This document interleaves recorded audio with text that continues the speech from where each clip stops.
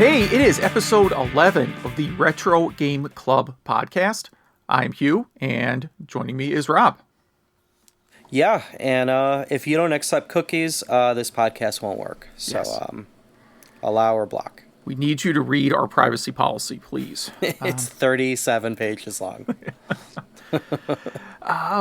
But speaking of large things, we're going to be talking about where you can score a complete copy of the 3DO library. Well, not complete copy, but a lot of 3DO games, and then 3DO emulation later in the show. But let's get started. Rob, you been up to anything good this week? Oh my gosh, yes. Some of you know I write a comic book about aliens, me and my buddy, and we every year we booth at Motor City Comic Con. So if you're local, you may have run into me there. I actually had Ted Raimi, brother of Sam Raimi, show up to our booth, shake our hand. He's from like Hercules and Xena and every Sam Raimi movie. So that was cool. A lot of fun. I'm kind of still exhausted from it. You almost need a vacation after weekends like that. Yeah. And out of nowhere, I put a few months ago, I put a bounty on GitHub to fix a error in RetroArch where if you want to use OpenGL for one emulator and Direct3D or Vulkan for another, that would break your RetroArch. And some guy just fixed it, and they're testing it now. So it's kind of a good feeling. Kind of get to give back a little bit financially and kind of get, the whole community gets rewarded with a bug fix that I'm sure a lot of people appreciate. And then been playing a lot of Castlevania. I got the Anniversary Collection for Switch. Oh, nice. I didn't realize that was out already. I've heard a lot about it, but it didn't connect for me that it was actually something you could go and buy. Yeah. And I mean, it's funny because I was playing on my Switch in handheld mode, which I usually don't do. My wife and kids are watching TV next to me, and I'm a pretty attentive person, but I ended up in one of those phases where, they talk to me, and my response would be like, huh? Oh, you're talking to me. Like, I was really into it. How about you? Well, I just finished Trails of Cold Steel on PlayStation 4. I had a goal of finishing it before June 4th, because that's when the sequel comes out in the United States. And that's a Falcom game? It's a Falcom game, yeah. It's basically the exact same game as Tokyo Xanadu, but with turn-based battles. So a better way of looking at it is, like, Trails of Cold Steel is the earlier of the two games. And for their more recent game, Tokyo Xanadu, they took every single thing about Trails of Cold Steel. It's almost identical game. But the battle engine is like Ys 8 rather than a turn-based battle system. So that's pretty cool. Yeah, that's actually a really cool game. If you like the Ys games, especially like the dungeon, rush kind of mode of Ys 8, like, you're just kind of hacking your way through dungeons, and there's a lot of story, but it's also a lot of dungeon, run and slash kind of action. Then you'd probably like Tokyo Xanadu. It's overall it's pretty close to Ys 8, except there's a lot of like story stuff. I guess Ys 8 has a lot of story compared to an Ys game. What was that originally out on? So it started as a Vita game, and then there's a re-release on PlayStation 4. Oh, wow, I didn't realize it was that new. Yeah. It's it came out in 2016, I think, on Vita. And then the PlayStation 4 version has like extra levels and, more characters and that kind of stuff. It also has one of the worst translations you will ever play since the NES era. I like that in a game, though. Yeah, they farmed it out to Atlas, who normally is not terrible, but they were terrible on this one. So, but anyhow, I gotta find a game to play over the next 2 weeks. While I'm eagerly waiting this other game to come in, a game that only will take me 2 weeks to play through. Yeah. So I don't know what that'll be. Might be something retro, might be what I usually do. What I usually tend to do is I have like like really long modern game that I play for a few months, and then, I mix in retro games in between. Yep, I do the same thing. So that's probably what I'll do. But we'll see. I haven't decided what I want to start next. It's kind of a crazy week, so I just haven't picked anything yet. So, you want to talk about some news? I don't think we have any Falcom news, unfortunately.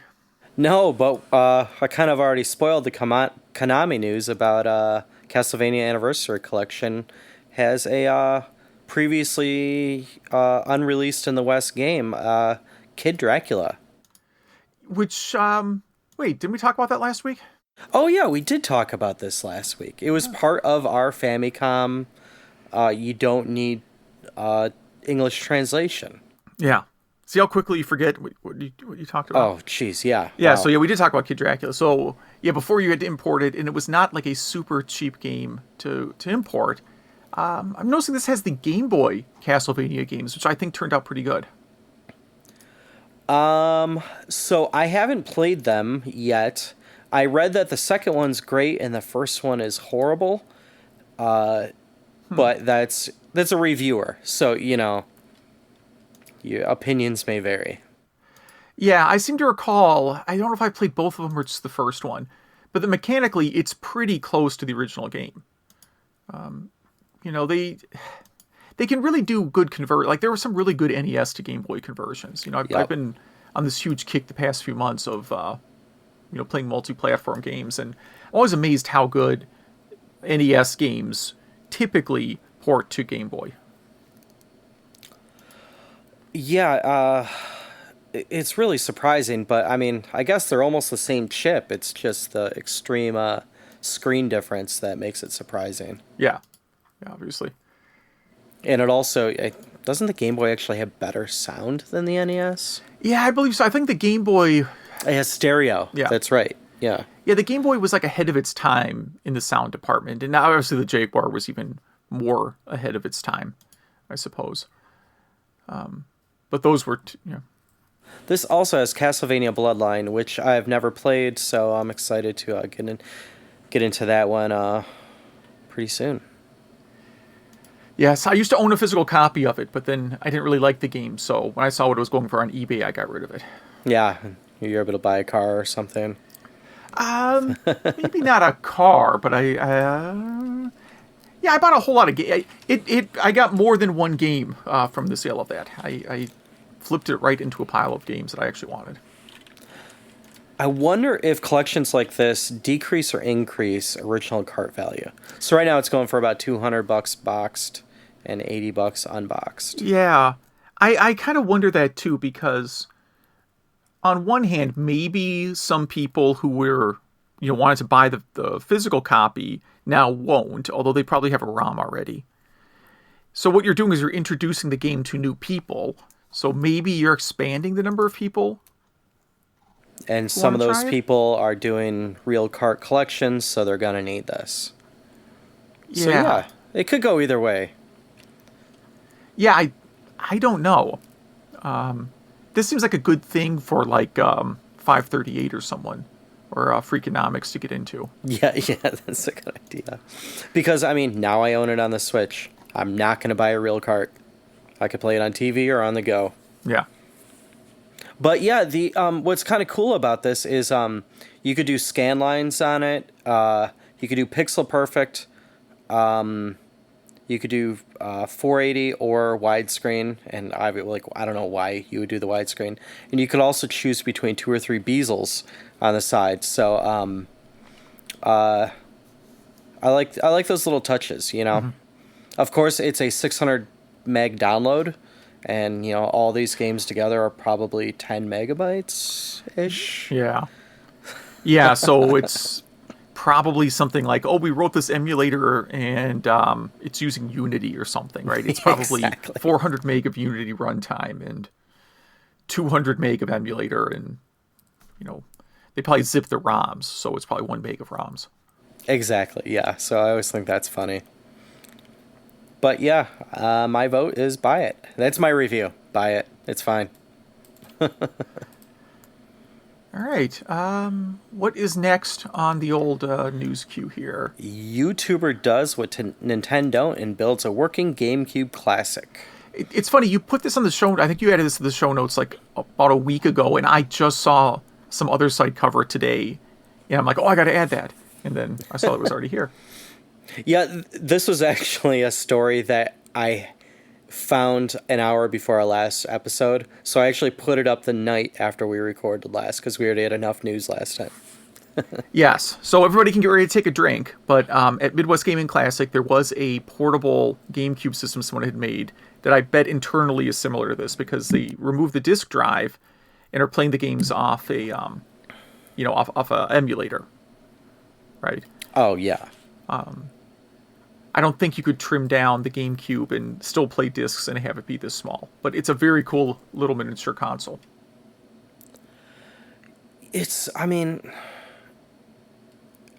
I want to see. I don't remember seeing the insides of this in this video.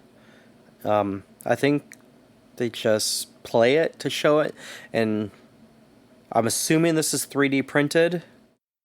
Yeah, it has to be. Yeah, it has a real power button. Not gonna lie, I didn't know I wanted this till I watched this video. And I don't even know if I want Nintendo to make one. I just kind of want this one, Yeah, GameCube is probably my favorite system of the previous decade, if that makes sense, of the zeros. Because, I get it. Like, the GameCube was really just a delivery mechanism for Zelda games. Yes. And I'm okay with that. I think that's just fine. I'm happy to have just a thing that plays, plays Zelda games. That's why I have a Wii U, right? It's also great for Rogue Squadron. Yeah, if I remember right. That's a really good. I played a little Star Wars Arcade this week because I was thinking about picking that as an upcoming game, and playing Star Wars Arcade makes you appreciate how good the Rogue Squadron games are. And vice versa. Yeah. But cool, yeah. So obviously this is in our show notes, and I highly suggest checking out the video so you can have GameCube envy. Yes. More modern retro news. Sega adds a rare Mega Man game to the upcoming Genesis Mini, and it is Mega Man: The Wily Wars. Have you played that game? I don't like Mega Man games that much. Really? No. I can't tell if you're messing with me. No, not a big fan. Okay. Wow. Okay. I just learned something about you. Not really my thing. I played, I like Mega Man 6 because it's not very difficult. In the other ones, I haven't played that much. What I do with every Mega Man game is read a fact in which order to do it, and then I really enjoy it. Because nothing more frustrating than getting to a boss and having no way to really kill them. My strategy is to take a save state every 1.5 seconds. Yep. And then if I'm lucky, I might survive. But yeah, so now it's Mega Man, The Wily Wars, Street Fighter II Special Championship Edition, Sonic Spinball, Final Fantasy IV, Beyond Oasis, Ghouls and Ghosts, Alex Kidd and the Enchanted Castle, Golden Axe, Vector Man, and Wonder Boy in Monster World. Yeah, so this is again why I'm a little bit not super sold on the system, because everything you named is stuff we can already get, except for now I guess Mega Man. Yep. Oh, and sorry, let's see. And it will also include Sonic 2, Shining Force, Gunstar Heroes, Comic Zone, Space Hero 2, Puyo Puyo 2, Run to Hero, and Castlevania Bloodlines. Yes. Oh, and Powerball. Yeah, this seems like it came out too late. Yeah, I mean, it's I said this on a previous episode, but that's what this system's a hard sell for me because. And you're a Genesis fan, too. I'm a Genesis fan, and I have so many Genesis collections that I don't know what to do with this one. And I read on some forums or Reddit or Facebook or wherever that, actually, it may have been our Facebook page. Someone posted about this, and, one of the comments is, then what the heck did I bought last year? Yeah. And it was, what was the company that did that last one? They do all games. Yeah. Yeah. Now, that was the one with kind of bad emulation. This is supposed to be better emulation because it's, I don't know, not games making it, I guess. I don't know. And it's weird that until recently, Ghouls and Ghosts always seemed like a much older game, early 80s instead of late 80s to me. But I must always be thinking of Ghosts and Goblins. Yeah. Yeah. Are they related? They're both Capcom, right? Yeah, one is like the arcade game, the other is wait, you're saying Ghouls and Ghosts and Ghosts and Goblins? Mm-hmm. One is an arcade game that was ported to a number of home systems. The other, Ghosts and Goblins, is like sort of I'll call it a demake, but it's it's a version of Ghouls and Ghosts for the NES. And I don't know the history of why they changed the name. That might be a show topic one time. Games that had their names changed because they were just different enough. Yeah.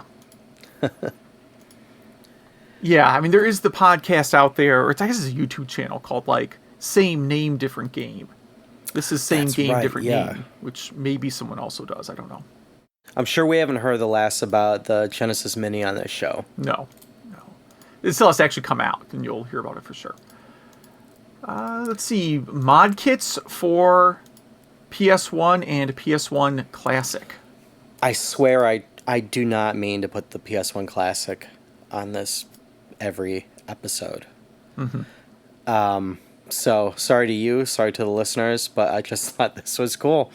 8BitDo releases mod kits for controllers where you take the innards out of your controller, put this in, and now you have a Bluetooth wireless controller that feels like the original because it's the original casing and buttons. And this works on your PS1 and PS1 Classic controller. I won't be doing this because I already have PS3 and PS4 controllers that are already wireless.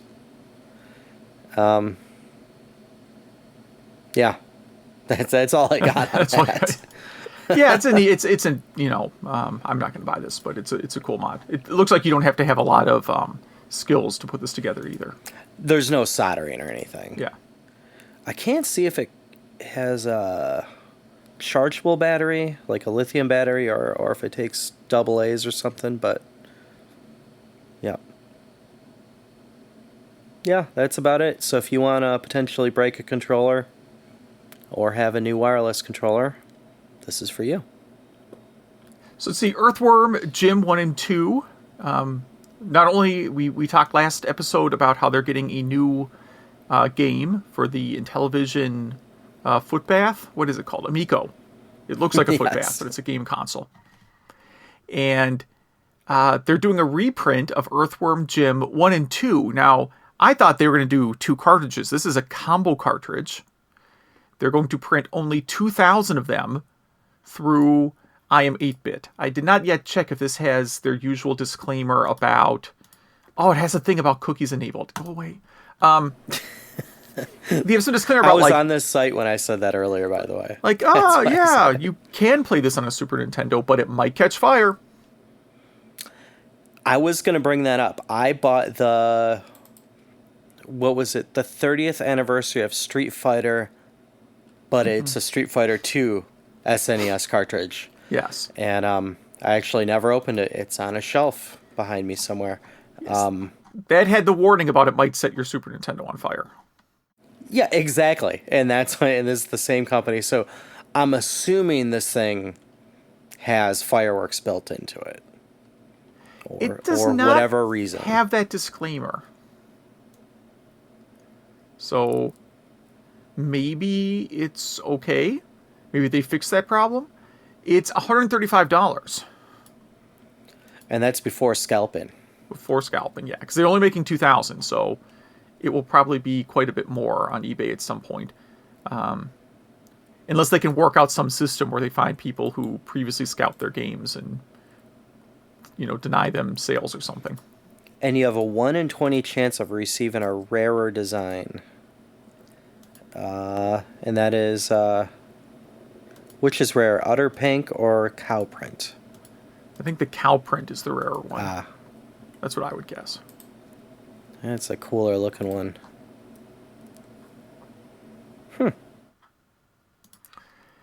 Yeah, let's see. So, some Kickstarters for games that are basically complete and are just raising money to actually go ahead and make physical copies.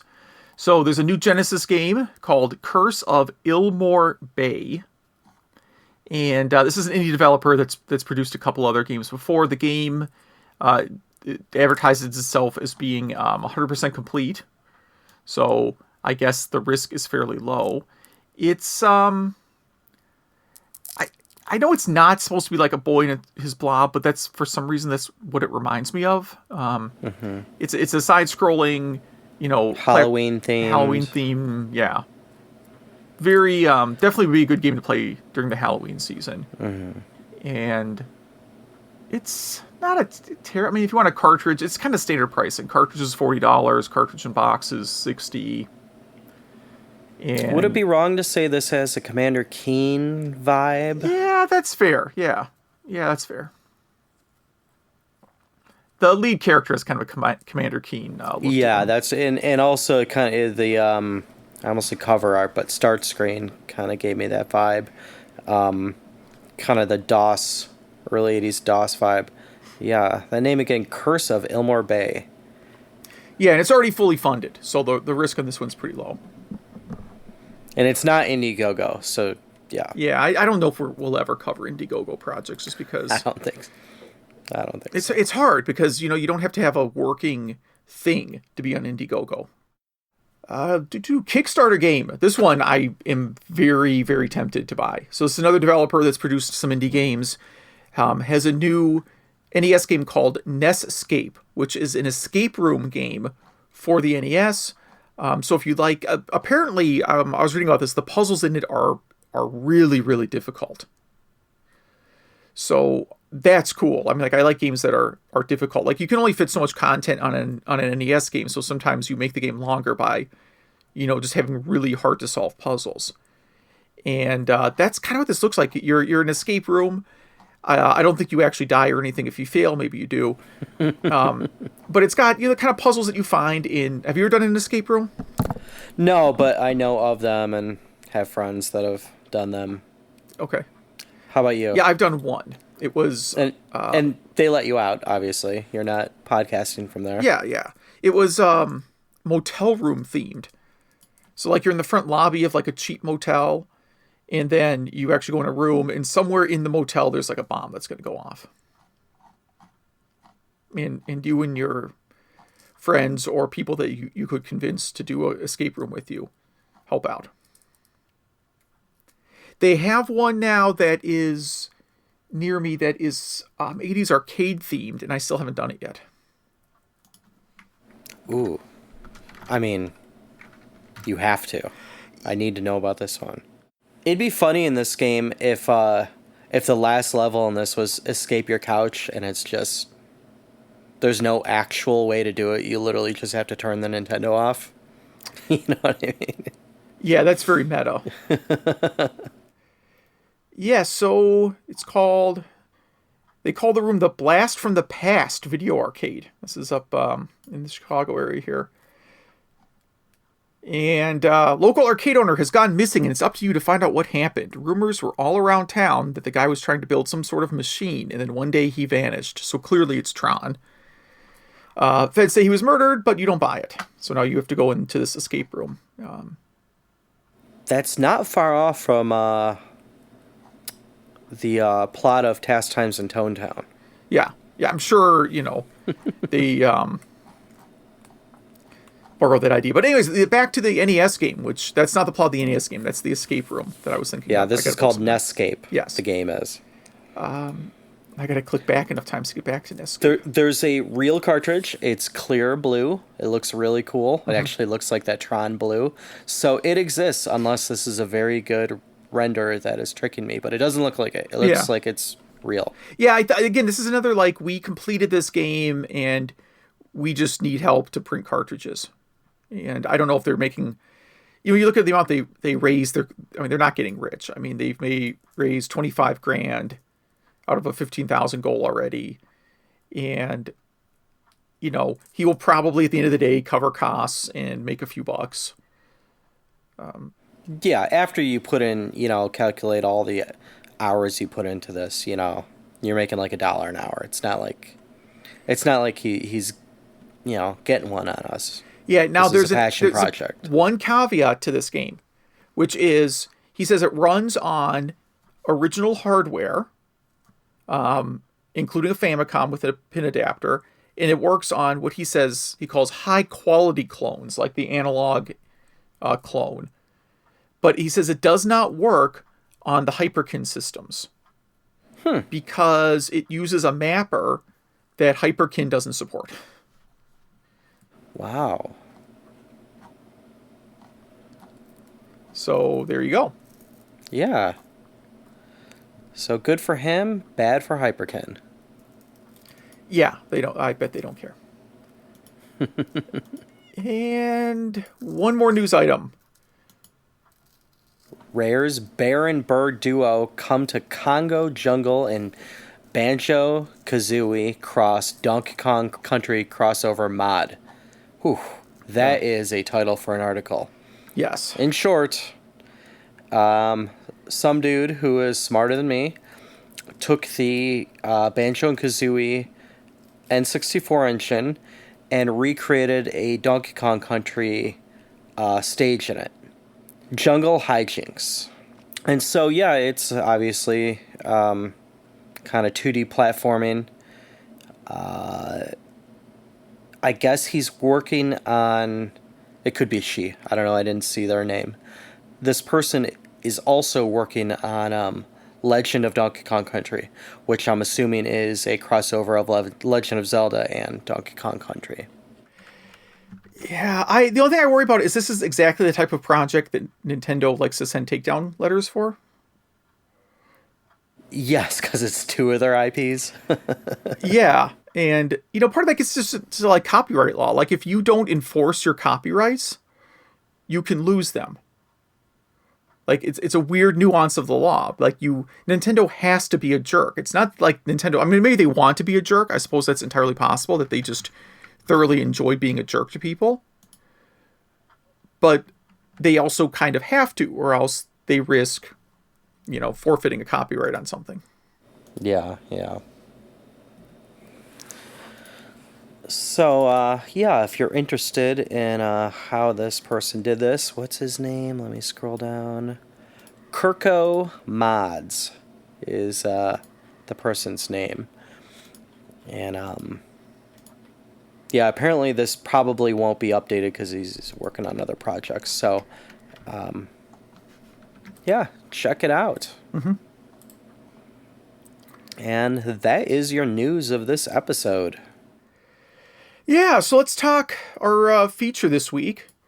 Or this episode, because I can't guarantee we will record every week. 3DO emulation, or as I put on our agenda here, the sad state of 3DO emulation. So on our last episode, we sort of hinted a little bit at, you know, 3DO not being a system you can easily emulate. And I want to go into a little more details just about like some of the the emulators and whatnot that are available for it, and compatibility and so on. So 3DO is not like a hugely popular system. The internals, I don't think it used a set of chips that people had, have a lot of pre-built emulators for. I mean, like there were 6502 and 68000 emulators, those sorts of things. And, the 3DO uses, I don't know if they're custom RISC processors, but, I don't think they're ones that people have emulators for. or if they do, they're not as prevalent as, again, 6502, Z80, 68,000. Basically, if you go into Wikipedia and it has the name of the chip and that chip isn't blue, like you can click on it and read more, then it's probably a fairly obscure, not being... This says it's an ARM60, which we all know ARM, but I've never heard of the ARM60, and there's no link to it. Yeah, well, it's also there's it's like a specific model of chip too. So I suspect it's not super easy to emulate. Maybe if you're an expert on that chip and all that stuff. So there's just not a lot of emulators out there for it. There are a couple that are kind of functional and have decent compatibility. So I'm just going to kind of talk about a few of them. The main one, probably the most common one, is one called FreeDO, which they have a pretty, first of all, their site was offline for a while. So the last update to their site was 4 years ago. And it kind of, it seems like it's kind of a dead project at this point. It's not a criticism. If I started a 3DO emulator, I would definitely quit working on it at some point. Now, the thing here is they have a compatibility chart, which overall looks pretty good, except their definition of compatibility is the game works, I didn't really notice any issues, kind of, which I understand. The guy creating the emulator is not going to do a 100% playthrough of, Brain Dead 13 to make sure there's not a glitch somewhere in the game. Right? Yeah. And there's probably not a big enough community that wants to play through 3DO games to help with all that testing. So, I get it that it's not perfect. There are some games that flat out, some of the light gun games, for example, just are listed as flat out don't work. Other games, it's like Super Street Fighter 2, which is, one of the best games on the system. He just says works pretty well, but there's frame drops. I don't know. I don't think the original had, frame drop problems, but I'm not super sensitive to that, so maybe I didn't even notice. And he has notes on other things that don't work. But so it's, a very good emulator, certainly better than what I can do. But it's not really active anymore, and the compatibility is a little bit sketchy. So then there are a couple others. There's one called FreeDO, which the project is still hosted on Google Code, which I believe was shut down 7-8 years ago. Yeah. Something like that. So this is clearly not active either. And, it doesn't have a particularly... The compatibility list right now is a blank page, it looks like, so... not much there. It's a fork of another emulator called FreeDO, which was last updated in 2012. And that had, some compatibility. They have a list of games that they say work pretty well, but it hasn't been touched in a long time either. The screenshots that they have are from Windows 95. And the website is from the 90s. I love this website. Yeah, it definitely looks like a 90s website. No doubt there. It has a hit counter. Yeah. And then it has links to sites, the official 3DO site, 3DO Ultimate bulletin board. I mean, lots of stuff that is now you probably don't want to click on because who knows what's hosted there anymore. And then the one that apparently today has the best emulation and is being actively maintained and even has an Android version is something called Phoenix, which is unfortunately a closed source emulator, which, obviously I use closed source software all the time. What's kind of weird to me, and I don't know if you have the same problem, there's something about closed source software that isn't, that they don't charge for that makes me nervous.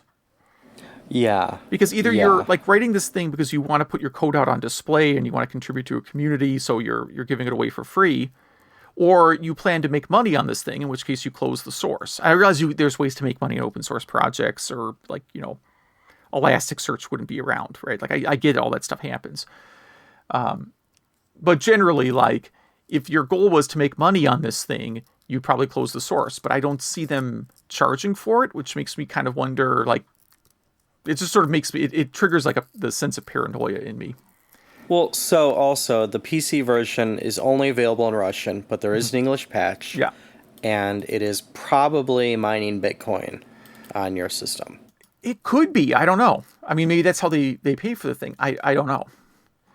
Now, reading about this apparently has really accurate or really good emulation. It apparently plays... I don't see a lot of reports of people complaining that it has bad compatibility. It seems to be a pretty good emulator. It's just, the menus are all going to be in Russian, and maybe you worry about what the source code is like. Is it doing something, like you said, is it running a Bitcoin miner? I don't know. It seems like a really strange thing to make into a Bitcoin miner, though, right? I mean... Yeah, but I've seen stranger. Yeah. I mean, they put those in ads and stuff now. It's a lot of work. I mean, because you have to build a working 3DO emulator just to collect a couple Bitcoins. I mean, that's... That's an awful lot of work, man. I just don't know what else they would put on there other than just random viruses. Yeah, now the Android app is not free, so maybe that's where they make money. It's like $5 for the Android app, because you have to put some price on an Android app usually. I guess you can put Android apps for free, but I guess, you know what, if the developer of this wants to ever call in, I'd be happy to talk to him. I'd love to know how they figured this out. And it sounds like we're being really judgmental, but it's a strange... We're not. Yeah. We're just saying it's strange that it's not open. Yeah. And it's not even that it's a Russian thing. I mean, really, if it was an American-based project with kind of the same, same vibe to it, I'd be like, okay, what's your deal? Like... but yet, like, Magic Engine, I don't get this way about, because they charge money. Because Magic Engine, you have to... give them some money or whatever to pay for it. So never mind. That's why I don't think that Magic Engine is a Windows TurboGrafx 16 emulator. It's a really, really good one. When I was running Windows, I used it all the time. I really wish that would get ported to something else. But I forget what they charge for it, but I definitely paid the guy for it.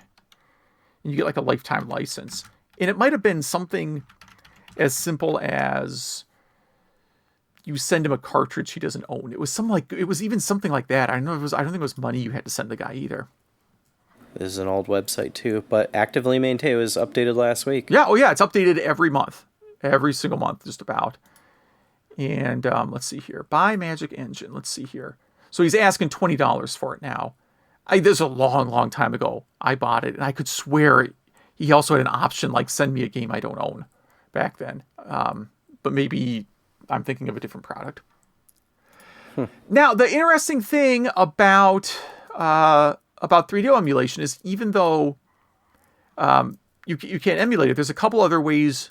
If you're interested in in learning more about the 3DO, the most expensive way to run 3DO games, even more expensive than buying a 3DO on eBay, is finding a 3DO blaster, which I remember we carried in the old video game store I worked in the 90s when I had nothing better to do. And it was by Creative Labs, and it was in a box as big as a car, and it was a giant card that you put into your computer. And when you had this giant card in your computer, you could now play 3DO games on your computer. I can't believe what I'm looking at right now. I've never seen this before. So this looks like it's a 16-bit ISA card, if I remember my old school chip or pins correctly. And yeah, wow. Yeah, it's huge. I'd say you had to have a big case to fit this thing, but you're essentially getting a 3DO on a card, and it's assuming, okay, you have a CD drive, like you have the other parts, CD drive, video card, that kind of stuff, right? The original price on it was like $400, On this article, they show that they bought it on clearance for $75 in 1997, which actually, in 1997, that was a ripoff for a 3DO. It's a complete bargain now, but even that seems like a ripoff, because in 97, nobody wanted 3DO hardware. I mean, nobody. And it had like a different controller even. So kind of a really cool thing, but to run this, you have to have an old school computer and, the know-how to put this together. And so this required DOS or Windows. Sorry, this is like blowing my mind. I can't believe I didn't click on this earlier. This required DOS or Windows 3.1. It's a 32-bit ISA card, so my bad. Please don't write in. Wow, so all you did was put your 3DO CDs into your CD-ROM drive and away you went? Yeah. Yeah, because it assumed... I don't believe this was packaged... If I remember right, it was not packaged with a CD drive. Because you had to own a CD drive, for sure. Yeah, it says on the system requirements. 386, 25 or above, 4 meg of RAM, VGA... They list a specific model of CD drive, which of course is a Creative Labs model, but it probably works with any CD-ROM drive. It has built-in NVRAM for your save games, which I didn't think about. Like, it's not going to save to your hard drive. I don't know why it wouldn't save to your hard drive, but I guess whatever. Lot of work. That's why. Yeah, a lot more work than they wanted to do. Wow, so a 3DO on a card. Yeah. Yeah, pretty cool. And I don't ever remember selling any of these. I mean, I know we had them in the store. Maybe it was still on the shelf when I stopped working there in 96 and got clear. Like, I don't really remember whatever happened to these things. Because anyone who wanted a 3DO wasn't really interested in spending, like, basic... I mean, it was cheaper than... Like, a 3DO was $700 when this came out. So the $400 card relative to the price of the 3DO hardware wasn't terrible. But still, people who were, like, wanted a 3DO wanted a console. Like, I mean, it's just... it really wasn't a great idea because, like, if you had a computer that you had a CD-ROM drive, or CD-ROM drives weren't a given at that point. That was still like a high-end computer accessory when this came out. So if you already had a computer that had a CD-ROM drive and a VGA card, you could already play pretty good PC games. Things that were at least 3DO quality, if not better. So I'm on eBay right now, and I don't see any of these for sale. You won't, yeah. I looked up beforehand, too. It's extremely rare that you see these come up on eBay. And I would say you're going to spend $1,000. This might be my new unicorn. I don't even know what I would do with this thing. I'm never going to spend money on this. It's just, wow. Yeah. Yeah, so it's a really nice piece of hardware, though. You have to go to the junkyard just to get a computer that you can play it on. I mean, it's a mess. So there's also all the 3DO developer SDKs that have been developed over the years have all leaked to the internet. We'll include a link out to a GitHub page that has all the SDKs out there if you want to try your hand at building 3DO games, although I don't know what you're going to test them on. I guess the emulators, or you buy the 3DO blaster. And the coolest link, which I don't know how this is legal link, is out on archive.org. There are a couple. I'm pointing to the one that seems most interesting. Archives of just 3DO ISO images.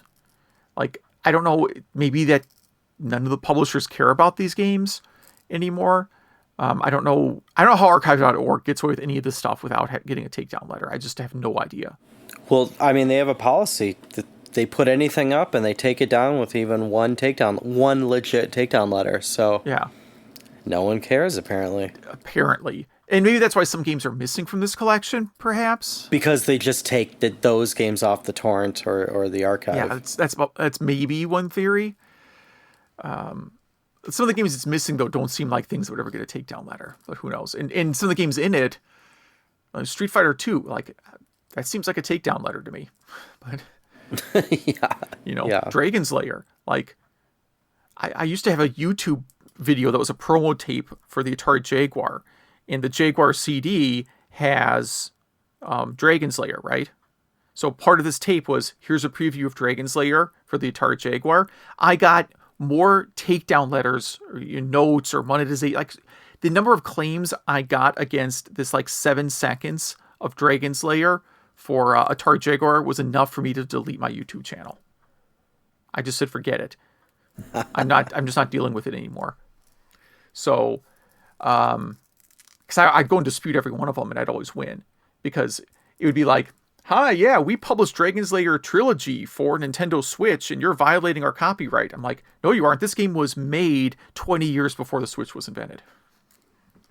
Exactly. Yeah. Like, you, person sending this, you were not alive when Dragon's Lair was developed. Like, all right. So, that's 3DO emulation. Yeah. If you own a 3DO, if you emulate 3DO, if you have an opinion on 3DO, or even the M2, please email us at email@retrogameclub.net. And next we have Game Club, the reason we're all here. I will go first, even though that's not the order the things are on the notes. I went with Virtua Racing. And over the past week, I've played the 32X and Genesis version. I own physical copies of both of those. And game's still a lot of fun. The 32X version is a pretty good port, considering the hardware it's running on. It's got, 3 different cars, 5 different courses. But the part I like most is it has a bunch of different camera angles, including a really widescreen one, where, you are Micro Machines racing is what it looks like. And that's a really fun mode to play in, except when you do that, the draw distance gets really awful. Again, I don't know if you played the 32X version, but it's really bizarre how not necessarily bizarre, but how the scenery, when you zoom the camera out all the way, there'll be parts of scenery that just there's no textures for. That when you're zoomed in, the scenery has some texture. And then there's other parts of scenery that just don't seem to render or come in late. Like the full zoom out mode was probably not fully debugged before they released it, if that makes sense. Maybe they just didn't have time, or they just figured, well, if you're going to play it zoomed out like this, then you're just going to get what you get. And you like that better than the Genesis version? You like the 32X version a lot? Yes. So the Genesis version, I think, is very good. It's a very good version, and it does a couple things better than the 32X version. I actually think the sort of weird drawing effects, it seems less buggy in terms of drawing scenery. The scenery, I think, renders more smoothly. There's less kind of weird pop-up effects, but there's only 1 car and 3 tracks. So it's a much smaller game than the 32X version. Did you buy the Switch re-release? I think that just happened. I did not, because I still don't have a Switch. You don't have a Switch, I still have not bought a Switch yet. I will someday buy a Switch, but May was not that day. Well, I think I texted you the moment this happened. Yeah. So, I do a lot of my retro gaming on a big screen, and I loaded up the MAME version of this, so the arcade version, and wow, I was blown away. It was widescreen. It seemed like it was 1080p. I didn't look, and oh wow, it was like an IMAX experience. The colors were so bright, things were moving so fast. The controls were right on, and again, I mapped them, with the shoulder as the gas. The analog stick worked perfect for the steering wheel, because it's MAME, so it thinks you're using the steering wheel. It just felt right on. And then I went back to the Genesis version, thinking I'd get a good laugh. I was so impressed in what they did to make that work. With the hardware they had, I can't believe how much they did. Yeah. It's now, a really good version. Does that have a special chip in it or anything? Well, there is an add-on chip, right? In the Genesis In the Genesis one. There's an add-on chip, of course. But, yeah, it's a great port, like, regardless. Now, again, it's, you're not getting, the WoW experience that I just talked about. But, if all you had was a Genesis and or you're like us and you're really impressed with what really good programmers could do with not a lot, this is the game for you. And in some ways, the 32X definitely was a middle ground. You could see some graphical improvements, and it didn't feel like the Genesis was going to start on fire like it did with the Genesis version. But I think I like the Genesis version second best. Obviously, MAME or arcade first, and 32X third. I'm very surprised. But yeah, the main board for the arcade version has a Z80 4 megahertz chip for the main CPU. Sound is the exact same chip. Then it has another sound chip that's a Sega branded chip, so that's 2 sound chips. And a main CPU plus a Sprite CPU. Actually, 2 of them. So I was also impressed with how much my computer was doing to, or that MAME was doing to emulate all this. This couldn't have been an easy one. The System 1 Sega board couldn't be easy to emulate. But yeah, thank you for choosing that game. I did not know I liked it, and I really liked it. Cool. I chose The Last Blade. It's on Neo Geo. You could get it on, well, not collections, but standalones on other systems, and I think Steam. And yeah, it's kind of a spiritual successor to Samurai Showdown. Its mechanics are a bit different, where you could choose a fast mode or a power mode for yourself, and the other player or computer player can choose whatever mode they want. So stronger hits or faster attacks. And the first thing I noticed, I don't know what female character it was, but it was the exact voice from Puzzle Bobble. That female voice you hear. I kind of got a chuckle out of that. Did you dive into this one at all? Not a lot. I don't have a copy of it. As usual, I make the mistake of playing the archive.org version, which does not play particularly well. I haven't tried a Neo Geo on that, so yeah. I don't know if I would. Maybe if I could figure out how to hook up, like how to get the controller to work with it or something. And it's not a great way to play Neo Geo games. I'll just say that. Yeah. It's a great looking game, though. Let me look on eBay quickly. You could get the PS1 Japanese game, which I don't think you need to know Japanese to play this one, for $20. And I think it's about the same price, if not cheaper, on Steam.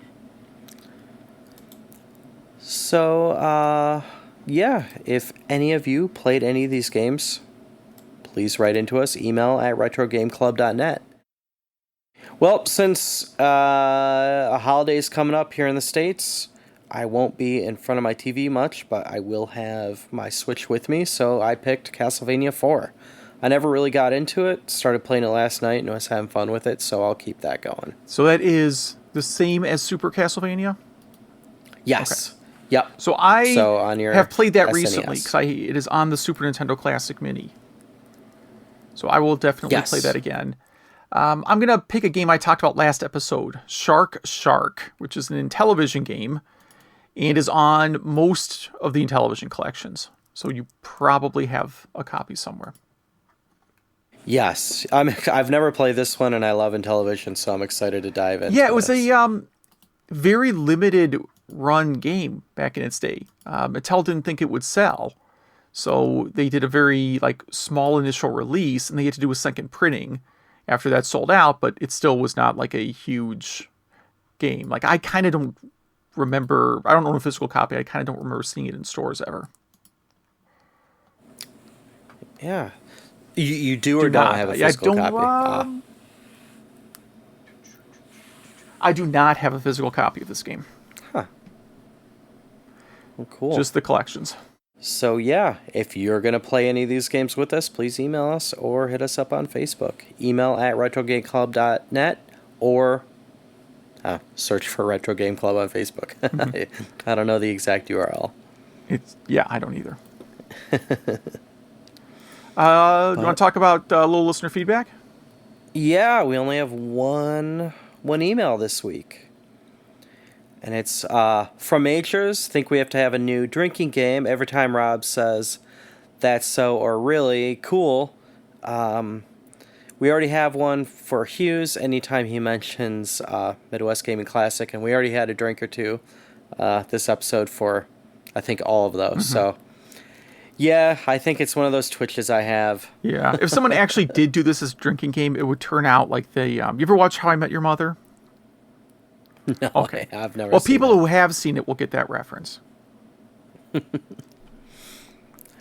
Yeah, it would be dangerous, I think. And then for Earthworm Jim, he's a big fan of it, and the game has so much character and wacky fun. He does not think you could play it all the way through nowadays, but it's good for nostalgia. I agree, it's pretty difficult.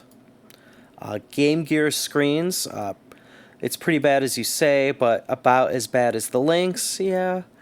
Lynx may be worse. I have both the Game Gear and a Lynx. I think my Lynx screen looks better than the Game Gear screen right now. Ah, wow. Never had this desire to get a Game Gear since I already had a Lynx, but a friend got one mainly used for Sega Master System converters and play Phantasy Star on the road. It's a good reason to have one. MAME and arcade cabs. Nope, not a fan. Just fine with MAME on the TV and on the couch, but also feel because don't own several cabs that you want to use real hardware in them. Yeah, I agree. Side note, he'll be at, what is that, ACEN in Rosemont this weekend, or Rosemont, Illinois this weekend with his cabs. Should have some cool pics next episode. Okay, we have to Google this. Yeah, what is this? Anime Central. Yeah, I knew about this. Okay. Oh, okay. I didn't catch the acronym. But yeah, it's always, I think, has it been around this time the year before? I'm not that big into anime. My kid was kind of interested in going one year, but then we saw there were going to be 2 million people, not 2 million, but you know what I mean. There be a lot. It's be very, very, very, very crowded. And it looks like we missed this year's event. It's going to be May 15th through May 17th, 2020 is the next one. And yeah, it is a pretty big event. I know they have voice actors and of course cosplay and vendors and yeah, those anime events are huge. I've never been to one. Yeah, they're huge. I know they do video game rooms. But I just haven't been to it because most of I'm into the gaming, so games maybe based on anime stuff is kind of cool and everything. But I don't watch a lot of stuff to begin with. So most of the references would be past me. I know the one Yumecon in Detroit has a lot of the sit-down cabs, like the Japanese-style candy cabs, because that kind of fits with, the anime theme, I guess. But he also says for Sanwa, it's a type of joystick. He agrees with me. You got to go with the best sticks, the American Hap joysticks, and aren't as good. And this is for if you're building a cabinet, an arcade cab. Once you get the good ones, you never go back. They're all 8-way controllers, but you could get adapters that make them so it's just 4-way, kind of like your Dig Dug or your Donkey Kong. Talking about cluttered hot mess for control panels, for arcade cabs, too much junk. The internet infamous Pac-Mat pretty much sums it all up. What's Pac-Mat? Pac-Mat? Google Pac-Mat. It's a really long control panel with every single button you could think of. Oh, okay. And it looks not great. And the URL I'm on is not very PC. So I probably need to scan for viruses. Too many MAME games. I totally agree. A lot of home enthusiasts spend too much time downloading 10,000 ROMs, setting up their front end. They often forget to play the game. That is my problem. I collect ROMs, and then I don't really know how to dig through them. And that's actually why I paid for Launchbox, because you get big box and kind of helps you sort through them easier. Imperium, sorry, never heard of it or doesn't remember it. Wasn't really into SNES and never really had a chance to play it. Quick video search, and it looks like shmup. And yep, maybe when he gets time, he'll fire it up in an emulation box on the couch and check it out. And you should. It was fun. And Pac-Lan, sorry Hugh, never liked this one. Yeah, it turns out I don't either. So yeah. I know the arcade controls are odds. The buttons move forward and back instead of a stick. But it had a lot of ports, so it must have been popular, just not with him. Yeah, well, I think it was kind of what you thought. Like, it's Pac-Man in a platformer, so it's got to be great, right? So you pop a few quarters in, and you don't get very far, and then you buy a port. And yeah, the game didn't really, like I said, it was still a very nice-looking game, just not really fun. Yeah. Well, I have good feeling about this week. Our games are Castlevania IV, which is also Super Castlevania, and Shark on the Intellivision. So if you play any of those games, if you play any games at all, if you have anything to say to us, please write us at email@retrogameclub.net. And I think that's it for this episode. Yeah, so thanks for listening.